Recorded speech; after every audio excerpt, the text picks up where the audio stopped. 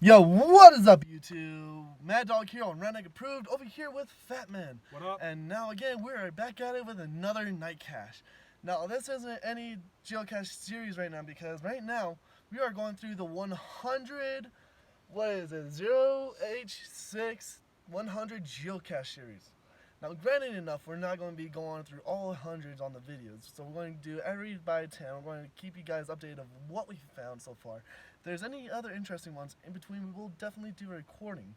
But for right now, we have the description of the 100 right now. So we're going to go all the way down from 100 to 1.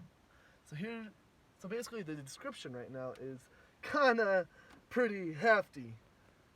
So We'll just read the first one, and most of them are basically the same saying and all that. We'll start from top, but the last line is they're pretty much all saying the same thing, really.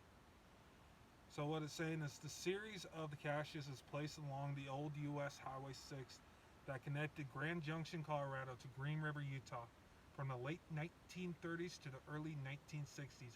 It was surpassed by the Interstate Highway I-70 in the early 1960s. The series of caches was placed on a section of the road that connects Mack, Colorado, to I-70 in Utah. The road is still used, but the traffic is quite sparse. It is paved, but it has bumps and potholes. Travel is possible with a two-wheel drive vehicle. We placed this cache with the 2011 Kia Soul. Hey, my mother's car. The route is 26 miles long and no services are present. It is recommended that you take significant water and appropriate clothing for the time of year that you are caching along this route. Long sleeves and a pair of gardening gloves might be useful because many of the caches are placed within various desert bushes and trees. Desert vegetation is known for its rough, pointed textures, also known as cactus. now, granted, we're not going to have any of that because, we're not really that smart. We didn't really come prepared, but we're doing this out of the entertainment for you guys. So we're going to risk our hands if we get poked. Pretty much. Appropriate footwear for the desert environment. Even though most of the caches are not too far from the roadside, it is recommended that you remain aware of any desert creatures ranging from tiny bugs to pronghorn antelope that inhabit the area. Caches that are hidden in bushes are attached with wire hangers that the container. So basically, the caches are going to be connected to a wire if they're going to be above ground. Hopefully, that can help us find one. The container can easily be removed from the hanger by simply lifting it out of the wire loop. It is extremely important that the container be placed back in the hanger to prevent desert creatures such as pack rat from creating their own cache containers. So basically, that's about it. So we're going to go right over to this navigation, which we're going to zero it in on ground zero. So let's get right to it. So we're going to grab our geolight, which we have to keep our faces occupied. And we're leaving the guard dog in the truck again. Oh yeah, this is our geo dog. So in our future caches, she's going to help us find our geocache. Isn't that right, Geodog? Oh yeah, such an adorable dog. So let's get right to it. Alrighty. So, the beautiful thing about night caching that I personally love is it actually adds the difficulty of trying to find the cache.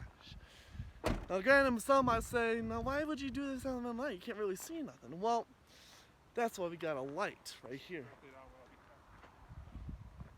It's out where? Alright, so someone's going to be right over here. So we're going to go and walk right to it, and hopefully I'm not going to eat nothing. So there is a fence line right over here. And hopefully we can find this. Hold on, sorry guys, my mask is wanting to come off. 45 feet, 42, 38. So I think I have an idea where this cache might honestly be. 14 feet. So hold up. So actually, hold up. if you guys can see that, it's actually right there. If I can get it out, it's right here, guys. The 100 Geocache. Now, if you guys can actually read, it actually says Geocache and OH sticks 100. So these are actually going to be labeled as we go, which is actually very cool. We did not know that. So we're actually going to open this real quick and try to get it in. Hold the camera. Hold on, just hold it right there. And then flip it, which is ironically a pain. So we're gonna have it right here. So we're gonna open up this cache. And all there is just basically the log that me and Fat Man are going to basically write our names on. So, we're going to open this up and read what's the first one. Now, the one person that we're actually in competition with, which is, we don't know who this guy is, but his name is Rojo. Because he found most of the caches that we're after right now. But this one dates all the way to 4/6/19. So this is about a year-old cache, which is actually pretty cool. So this is basically all the list of people who actually found this geocache, and luckily enough, here's room for us. So let's get to signing, shall we? So, just in case if y'all didn't know, my name as a geocache is going to be Mad Dog 24, which hence my name for right now.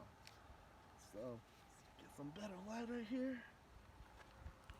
Mad Dog 24. Alright, so I'm going to hand the log over to Fat Man so he can write his own. Waggy So, 0060. there we go.